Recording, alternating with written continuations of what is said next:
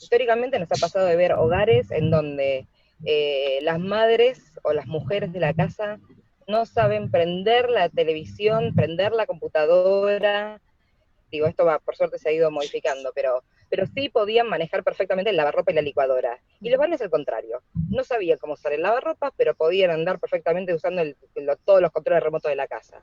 Bueno, estas cuestiones hay que desnaturalizarlas y problematizarlas, forman parte del cotidiano y de los imaginarios de muchas y muchas. Por ahí Una pensar cierta que construcción entendemos. cultural y estereotipos, que los varones representan todos estos lugares de fuerza y de poder, lo racional, el pensamiento, la posibilidad de liderar, de dirigir, y las mujeres vendríamos a representar como un rol más de cuidado, de contención, de cobijo, y eso también se ve en la historia de las profesiones estimuladas, socialmente estimuladas, esta cuestión histórica del hombre doctor o ingeniero y la mujer, en todo caso, enfermera o maestra, ¿no? Como siempre un lugar ligado al cuidado y a la protección y hasta subordinado por debajo de un rol jerárquico en relación varón, como es el caso típico del hombre doctor y la mujer enfermera. Pensar Claro. qué entendemos por discriminación o por intervenciones peyorativas en el ámbito laboral y específicamente en estas áreas. Y bueno, hay muchas cosas que se pueden mencionar, desde, no sé, apropiarse de ideas o proyectos generados por mujeres, y esto lo vemos a lo largo de la historia, no sé, escritores y, no sé, artistas que han puesto su nombre en obras que luego la historiografía demostró que pertenecían a mujeres. La cuestión de desvalidar, de desconfiar de todo lo que una mujer diga por el solo hecho de ser mujer, muchas veces nos ocurre de varones explicando o intentando explicarnos cosas, aun cuando nosotros seamos los especialistas y ellos no, pero que a veces también sucede entre pares mujeres, de desconocer a las mujeres en esos lugares de saber y de autoridad, también entre nosotras necesitamos como repensar los lugares que nos damos y las redes que armamos.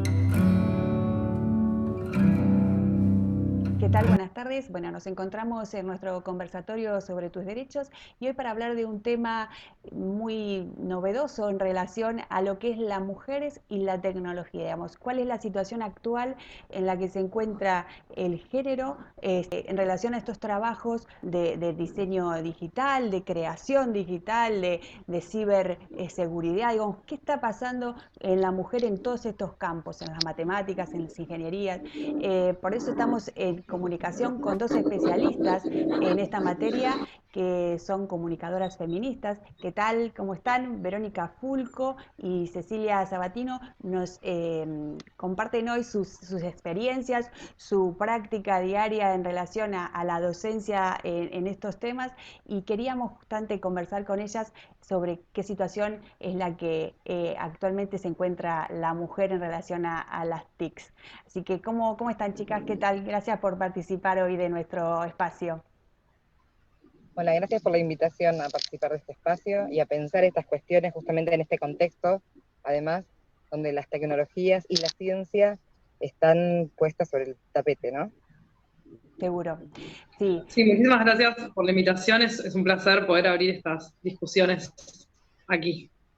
Sí, tus derechos, lo que tratamos siempre de hablar de temas, bueno, coyunturales y temas que a lo mejor todavía no se empezaron a hablar demasiado, pero que nos despiertan algún tipo de curiosidad y la verdad que la idea era justamente esto. En estos temas, actualmente, justamente como decíamos, en la pandemia se ha notado mucho más esta falta de quizás liderazgo en algunos sectores de mujeres y que no significa que no haya mujeres capacitadas para estar ahí, pero que a lo mejor el hombre tiene como esta mirada mucho más de líder porque, bueno, no sé, lo vamos a ir viendo en el conversatorio, que parece que tiene que estar un hombre a cargo de proyectos digitales o tecnológicos, pero bueno, por eso queríamos hablar con ustedes para saber sobre todo cuál es la situación actual de la mujer en estos campos, ¿no? Y el contexto histórico, qué es lo que pasó en algún momento que nos hace cambiar un poco el chip que tenemos sobre el rol de la mujer dentro de la tecnología.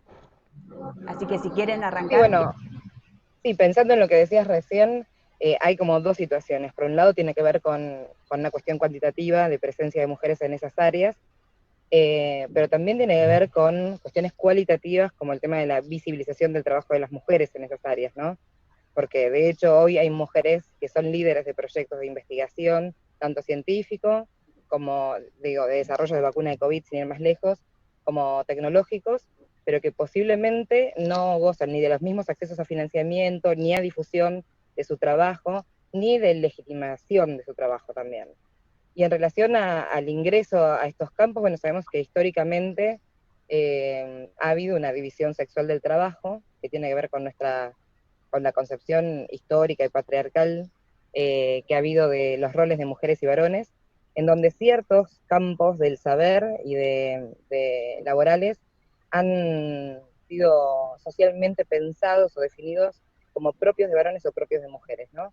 Y la ciencia, la tecnología, las ingenierías en general han sido territorios asociados a lo masculino, en donde las mujeres han ingresado, pero han ingresado con muchas más dificultades, han ingresado más tardíamente, y cuando ingresan también en general en posiciones menos valorizadas, secundarias, en términos jerárquicos, etcétera, ¿no? Sí, y Sí, digamos, ahí un poco como complementando lo que dice Vero, también tiene que ver con una cuestión de una división binaria, donde se supone, por una cierta construcción cultural y estereotipos, que los varones representan todos estos lugares de fuerza y de poder, lo racional, el pensamiento, la posibilidad de liderar, de dirigir, y las mujeres vendríamos a representar como un rol más de cuidado, de contención, de cobijo, y eso también se ve en la historia de las profesiones estimuladas, socialmente estimuladas, esta cuestión histórica del hombre doctor o ingeniero y la mujer, en todo caso, enfermera o maestra, ¿no? Como siempre un lugar ligado al cuidado y a la protección y hasta subordinado por debajo de un rol jerárquico en relación varón, como es el caso típico del hombre doctor y la mujer enfermera. claro, o sea, esto sería básicamente los estereotipos culturales que hacen que a la hora de elegir una carrera, quizá una mujer ni siquiera piense que existen posibilidades como las que estábamos mencionando, ¿no? Y justamente en la actualidad, digo, estamos a lo mejor en una época donde hay muchas personas, muchos niños o adolescentes que están definiendo cuál va a ser su carrera y qué importante, ¿no? Entender que a lo mejor hay rubros que ni siquiera están mirando y por esto, ¿no? Por estereotipos que a lo mejor ya vienen culturalmente en el chip de todos nosotros, digo, yo me incluyo, porque la verdad que a veces uno se plantea, digo, ¿por qué a lo mejor no estudié una carrera industrial, la secundaria industrial, que me hubiese encantado, digo, pero ni siquiera me lo planteé, o sea, ese era el problema, o sea, ¿por qué ni siquiera está la posibilidad de planteárselo? Como mujer, digo, y tengo más de 40 años, a lo mejor hoy estamos en otra época, no sé, Es interesante porque la pregunta en realidad apunta a pensar cómo se sostiene un determinado orden social. Digo, en este caso hablando de la división sexual del trabajo, pero podríamos pensarlo en relación a otras cuestiones también, ¿no? Cómo hay todo un entramado de acciones, creencias mínimas y no tan mínimas, que se van entramando y que van generando una urdimbre que hace posible justamente el sostenimiento de un sistema, la reproducción de un sistema. Porque por un lado es como vos decís, a algunas personas, a algunas mujeres ni se les ocurre la posibilidad de estudiar algunas áreas, y no se les ocurre porque hay un entramado también social, una socialización que les impide ver esa posibilidad, porque no hay referentes visibles en esas áreas. Digo, yo me acuerdo de cuando yo era chica, alguna vez dije que yo iba a ser presidenta, y en mi familia todo el mundo se burló de esa idea. Hoy una niña que dice que va a ser presidenta no es burla de la misma forma, porque la existencia de mujeres presidentes en el mundo es una realidad tangible, es algo posible, no es algo absurdo pensar en esa posibilidad de futuro. Hace 20, 30 años atrás sí lo era. Entonces, este es un hecho fundamental, qué horizontes de posibilidad se plantean desde el imaginario y desde la construcción de realidades también. claro. Y por otro lado está todo lo que supone una vez que decidís encarar esa aventura de adentrarte en un terreno que se supone que no te pertenece, todos los obstáculos que te va a plantear la propia sociedad en el camino, ¿no? Porque por ejemplo, las chicas que estudian en una escuela técnica han tenido que sortear un montón de dificultades, de ninguneos, de que no les dejen hacer las prácticas porque son peligrosas, porque ellas no tienen las condiciones, porque, digo, de ponerlas siempre en una situación desventajosa que después termina profundizando la brecha como profesionales o como personas graduadas en esos espacios de formación. Esto de tener que demostrar el doble, que sos válida, que tenés una valía para esos puestos de trabajo, sin hablar de además todos los otros condicionamientos que tenemos las mujeres, como la doble jornada laboral, digo, esto de que todavía las mujeres han ingresado al mercado de trabajo, pero la igualdad en materia de, por ejemplo, distribución de tareas domésticas todavía no es una realidad. Uh-huh. Seguro, seguro. Y por eso entonces hablamos de que a lo mejor cuesta ingresar a estas áreas de tecnología, pero las mujeres que ingresan perciben obviamente una discriminación notable, ¿no? Y esto que hablabas vos, o sea, si voy a estudiar una carrera que hay pocas mujeres, quizá dentro de la carrera o me pueden cobijar como sobreproteger o sea una actitud paternalista quizá, o sufro discriminación. ¿Y qué pasa? Hablábamos del tema educación, pero ya entrando en el tema laboral, ¿hay algún estudio, algo que nos indique cuál es la situación actual de las mujeres en tecnología, en el ámbito laboral? Sí, ha habido a lo largo de la historia diferentes estudios, sobre todo en Europa ha habido distintos estudios y en Estados Unidos, que han demostrado, por ejemplo, cómo el ingreso de las mujeres se da mucho más en ciertas áreas, generalmente en áreas menos rentables. Digo, por ejemplo, computación no es un área en el que haya muchas mujeres, siendo hoy uno de los principales lugares en términos de movimiento de financiamiento, ¿no? Y también no solamente hay una segregación horizontal, sino que también hay una segregación vertical, esto que decíamos antes. En general no ingresan en los puestos los puestos de decisión, los puestos de poder. Digo, aún en caso de que lleguen a lugares decisorios o a calidad de proyectos, y reciben condiciones dispares respecto de sus pares varones, en términos salariales, en términos de horarios, en términos de acceso a financiamientos, acceso a publicaciones, digo, hay una serie de disparidades. Y además de todo eso, hay que sumarle todas las discriminaciones que sufren las mujeres en cualquier espacio laboral, digo, los acosos, bueno, lo que ya conocemos de otros ámbitos laborales, ¿no? No específicamente masculinos, Claro. o socialmente masculinos. Sí, me interesa esto hay una palabra que lo define, pero en realidad este trato peyorativo, eso es como una discriminación silenciosa, ¿no? Pero que importante hacerla notar como para trabajarla. Si quieren podemos hablar un poquito de esto en relaciones laborales, en relaciones, digo, sociales en general, digo, pero ¿cómo podríamos detectarla? Bueno, Sí, yo creo que ahí hay como ciertas acciones cotidianas. Creo que poder reflexionar ya sobre esto y darnos cuenta de cómo funciona es un punto de partida para accionar desde la propia vida cotidiana, con pares, con amigas, con amigues, en nuestras propias situaciones cotidianas laborales, ser empáticos, empáticas, empátiques con personas en los trabajos que estén viviendo ese tipo de situaciones. Digamos que la salida para mí es individual y es colectiva, de poder cambiar este tipo de situaciones. Y acá yo me atrevería a decir que, más allá de esto que veníamos conversando, esta concepción binaria, varones y mujeres, etcétera, también se suman otras identidades sobre la mesa en los momentos de vivir situaciones de discriminación laboral y en ciertos campos de conocimiento. Imaginemos, no sé, personas lesbianas, travestis, trans, etcétera, que también hay discriminaciones de género en los ámbitos laborales, ligado a poner sobre la mesa esto, de que en realidad todos podemos hacer todo. Digamos, esta división de quién puede qué y quién no puede fue útil a los fines de sostenimiento de una división y funcionamiento del mundo. Lo interesante es poder desentramarlo y apostar a construir otra cosa, a que otro mundo posible podemos construir en el que podamos hacer lo que deseemos.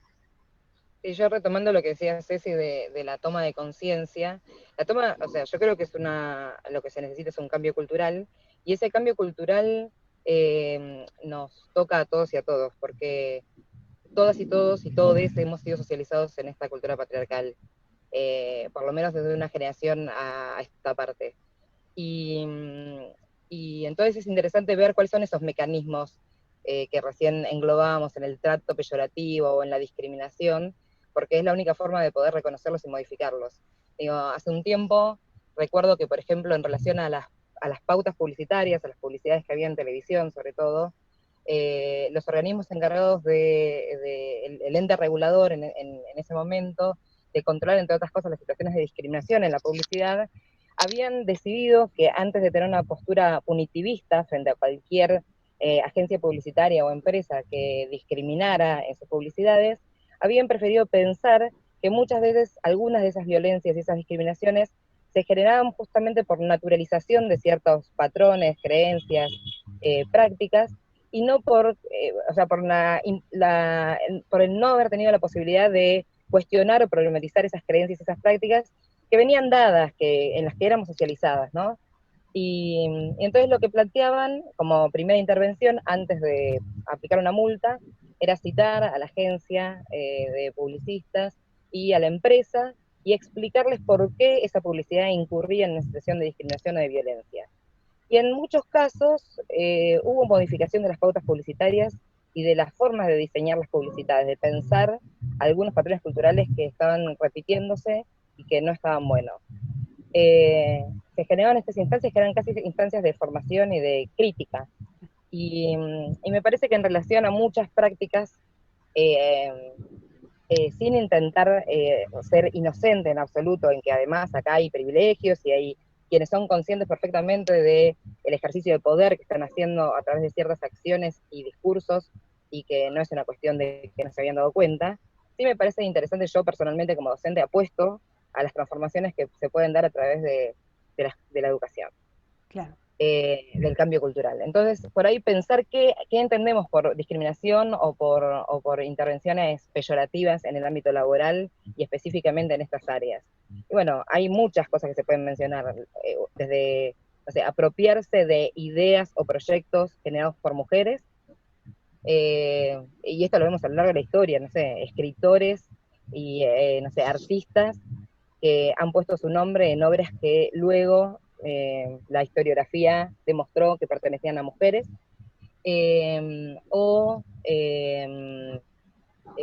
la cuestión de desvalidar, de desconfiar de todo lo que una mujer diga por el solo hecho de ser mujer, eh, esto que muchas veces nos ocurre de varones explicando o intentando explicarnos cosas, aun cuando nosotros seamos los especialistas y ellos no, pero que a veces también sucede entre pares mujeres, de desconocer a las mujeres en esos lugares de saber y de autoridad, también entre nosotras necesitamos como repensar los lugares que nos damos y las redes que armamos de alianza y de apoyo. Eh, bueno, por ahí no se me va a aburrir más para seguir con una enunciación, pero me parece que es importante poder como desmenuzar estas situaciones, ¿no? Bueno, desde ya todas las situaciones de los chistes que menosprecian, ¿no? Esto de pensar que porque ese humor es irrisorio, y que si te ves afectado por eso es porque sos demasiado sensible, o como decía Ceci también, la descalificación de todos los valores asociados a lo femenino, ¿no? Pensar que ser sensible o ser empático no son buenas cualidades para una líder o para un líder. Bueno, tenemos mucha senda para andar y para desarmar también. Seguro, seguro.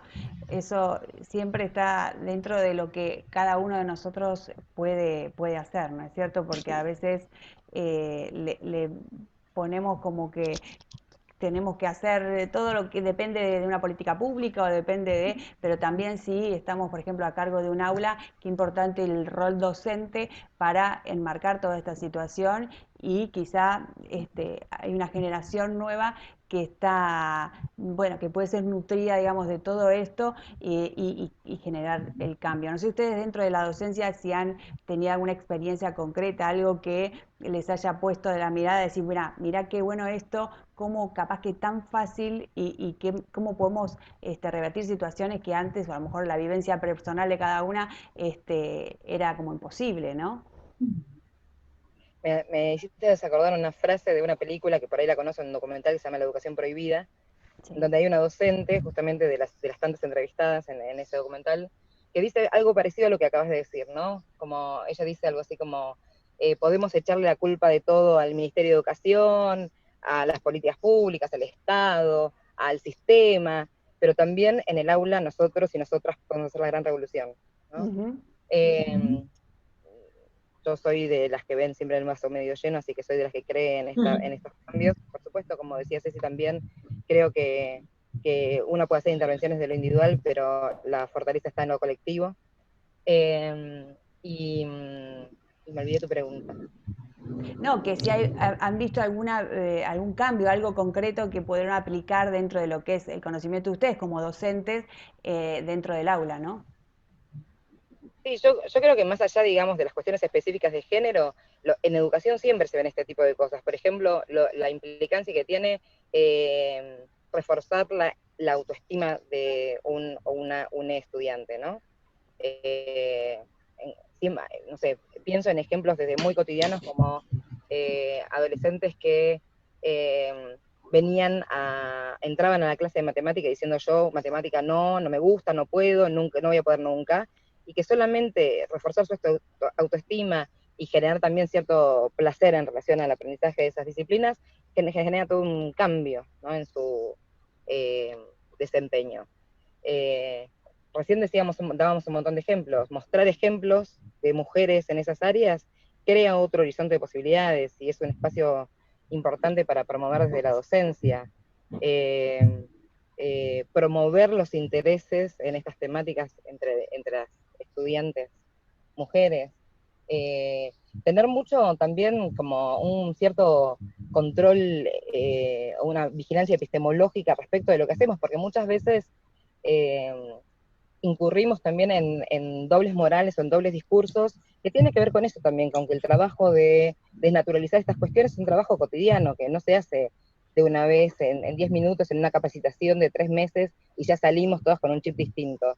Entonces muchas veces damos clases y hablamos de equidad de género y después seguimos reproduciendo, Claro. no sé, pidiéndole a las chicas que hagan ciertas cosas porque son más prolijas, y que los varones nos ayuden a correr los pianos porque tienen más fuerza, ¿no? Uh-huh. Entonces, como también cuidar qué ejemplos damos, cómo incluimos, si incluimos autoras mujeres en nuestros programas, digo, hay un montón de sutilezas que terminan no siendo tan sutiles que una debería poder estar más atenta y modificar, ¿no?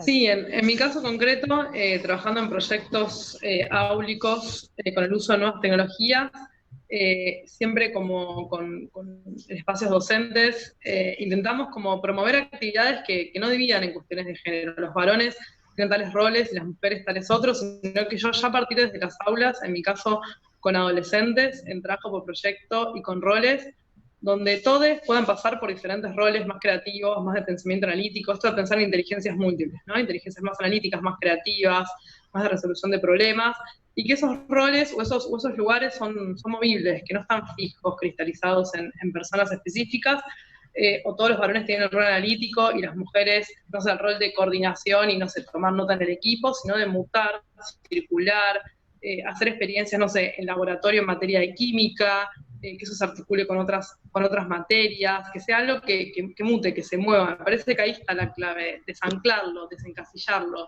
Y también en talleres de orientación vocacional, partir de una pizarra en blanco, no bloquear el pensamiento y la creatividad, que puedan expresar, en este caso adolescentes, qué tienen ganas, qué les mueve. Y en caso de que una diagnostique que lo que surge de los adolescentes y las adolescentes son lugares muy fijados y muy binarios, repensarlo. bueno, chiques, estamos diciendo esto, ¿de dónde creemos que viene? ¿Estamos seguros? ¿Qué nos gustaría? Como intentar, y a veces es un ejercicio difícil porque los y las adolescentes llegan a las aulas con estos chips, como decíamos, ya incorporados y no son conscientes de que están arrastrando quizás una tradición familiar y no se pueden ni animar a pensar otras opciones.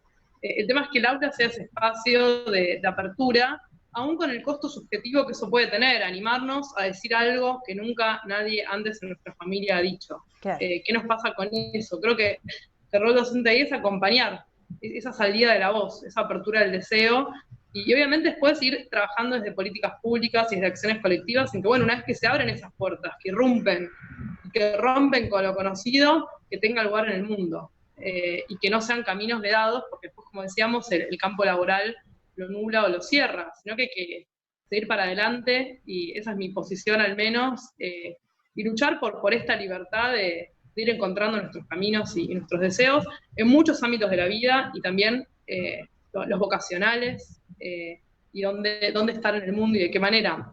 En ese sentido también se vincula con esto de la doble jornada de trabajo o con muchos laburos a la vez. Creo que si acá nos están viendo y escuchando mujeres y que son madres y que en esta cuarentena de COVID han tenido la posibilidad de trabajar desde sus casas con una computadora, con un celular, lo que fuera, hemos realizado muchos trabajos a la vez, digamos, ser madres, ocuparnos de tareas de cuidado de la casa, trabajar en ese trabajo en el que estamos, y a la vez acompañar a nuestras hijas en cuestiones educativas, con la educación a distancia, etc. Entonces era como que estábamos haciendo 3, 4 roles al mismo tiempo, un multitask y un multitarea. Importante es visibilizar todo eso que hacemos y que esas tareas también se pueden socializar, no tienen que estar ancladas sí o sí en que la mujer se tiene que ocupar de todo eso todo el tiempo. Dividirlo, pensar quizás en caso de que estemos en una pareja heterosexual, dividir esas tareas de cuidado, en caso de que estemos en otra conformación familiar o de crianza, pensarlo y también darle valor. Che, estamos haciendo un montón y es agotador y es cansador y tenemos que ir encontrando la manera también de que en muchos trabajos a veces no se nos contrata o no nos dan cargos importantes porque no, mirá, esta persona ya tiene cierta edad, capaz en unos años va a ser mamá, no nos conviene por la licencia de maternidad o lo que fuera. Bueno, luchar, disfrutar, organizarnos, pensarlo, de que sí nos lo merecemos y que podemos hacer lo que querramos. Sí, una cosa en relación a esto que decía Ceci, yo trabajo mucho en la implementación de educación sexual integral, y cuando hablamos de educación sexual integral siempre hablamos de lo que llamamos las puertas de entrada. Y la primera puerta de entrada tiene que ver justamente con la reflexión sobre nosotros mismos, ¿no? Y nosotros mismos, acá nos toca especialmente a los docentes, pensarnos en prácticas cotidianas, las cuales supone también un encuentro entre distintas generaciones, ¿no? Y entonces es interesante ver cuáles son nuestras prácticas también en relación a lo tecnológico. Históricamente nos ha pasado de ver hogares en donde las madres o las mujeres de la casa no saben prender la televisión, prender la computadora. Digo, esto va, por suerte se ha ido modificando, pero sí podían manejar perfectamente el lavarropa y la licuadora. Y los varones al contrario, no sabían cómo usar el lavarropa, pero podían andar perfectamente usando todos los controles remotos de la casa. Bueno, estas cuestiones hay que desnaturalizarlas y problematizarlas, forman parte del cotidiano y de los imaginarios de muchas y muchos, y en la escuela se vuelve a dar un montón de docentes que no saben cómo usar la tecnología, que le piden al ayudante, al profesor, que lo ayude, ¿no? Hay que ver cómo se relacionan acá también las cuestiones de género en este tipo de intervenciones. Esto mismo que se ve en la adultez con el uso de las tecnologías domésticas, también lo podemos pensar en las infancias y los juegos, ¿no? En lo que se estimula, pensando de vuelta en esto de cómo somos socializados, en qué se estimula y cuáles son los típicos juegos que se asocian a los varones y a las nenas. Y en general todo lo que tenga que ver con juegos de bloques, ensamblaje, no sé, pienso en ¿cómo se llama este juego de que se arman autos y que se usan Los Legos. pinzas y... No, los otros. Chicas, no me hagan quedar mal, no, tenemos que saber el nombre. Los rastri. No. Bueno, ya me va a salir el nombre. En general son juegos asociados en general al consumo de los niños, varones. Ni hablemos de la promoción de todo lo que tiene que ver con las tareas domésticas asociadas a las nenas, ¿no? Yo me acuerdo el escándalo que se armó el día que le regalé a mi hijo el set de la escoba y la palita, ¿no? En el entorno familiar. Claro. Es una escoba, todos y todas somos responsables de limpieza de la casa. Pero sin embargo, estaba asociado con que era un juguete para nenas, ¿no? Y ¿sabes? Parecen cosas como sutiles, inocentes, no es tan grave, pero son estas cosas las que forman parte de esa urdimbre. Está claro, está claro. Bueno, no sé si quieren ir agregar algo más, pero yo creo que más o menos la idea de este conversatorio es simplemente resaltar esta importancia sobre todo de la responsabilidad de cada uno, más allá de lo que, insistimos, se puede ir haciendo, y es muchísimo lo que se puede ir haciendo de parte de políticas públicas, de decisiones empresariales, digamos. Por supuesto que ahí hay mucho por trabajar, pero también vale lo que podemos hacer en casa, lo que podemos hacer desde la docencia, si nos toca estar ahí adelante de un aula. Digo, hay muchas cuestiones que se pueden empezar a trabajar y hay mucha gente que lo está haciendo y muy bien, pero bueno, era parte de esto, ¿no? De la responsabilidad de Sí, y cada también, uno. perdón, si Sí, me sí, sí, permitís, Natalia, claro. agregar algo. Hablamos mucho del rol docente o del rol como cuidadores, criadores, criadoras de niñas, pero también diría que como empleadoras y empleadores, como recursos humanos, ver qué se hace con estas cuestiones, cómo se juegan estas cuestiones a la hora de contratar personal para distintas posiciones, y también como consumidoras y consumidores, o sea, eh, promover la contratación de mujeres electricistas, mujeres plomeras, mujeres en la ciencia, digo, promover también que nosotras recurramos. Yo conozco un montón de gente que no se anima a ponerse en manos de una mujer en ciertas áreas, ¿no? No sé, cirujana. Bueno, acá hay un trabajo también de gestión personal en relación a estas cuestiones. Sí, sí, y es Sí, creo terrible que eso. también es confiar que estamos en un momento histórico interesante donde conviven estos dos mundos, me parece, como el que venimos describiendo, que es más como el histórico, el cultural, lo que nos remite quizás a nuestros padres, madres, abuelos, abuelas, y una otra cosa, al calor de, si se quiere nombrar un hito histórico en Argentina, ni una menos, y un montón de cuestionamientos y debates que están ya sobre la mesa en todos lados, en los medios, en las aulas.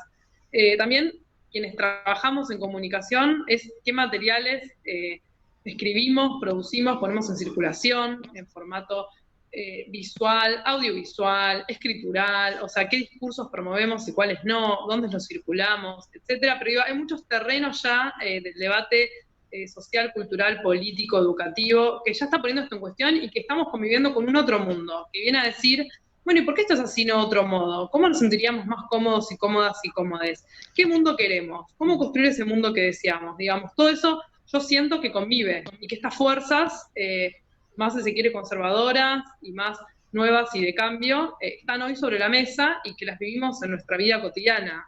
Por ende, como mensaje es, animémonos, si lo deseamos, a ser agentes de cambio. Esto no viene dado, no es algo ya construido, hecho, rigidizado, fosilizado, puede ser de otro modo, y si queremos animarnos a habitar mundos y campos del conocimiento y de la vida, para el cual supuestamente no fuimos creados, podemos crear lo que querramos. Quizás ese sería quizás un mensaje interesante para seguir construyendo juntos.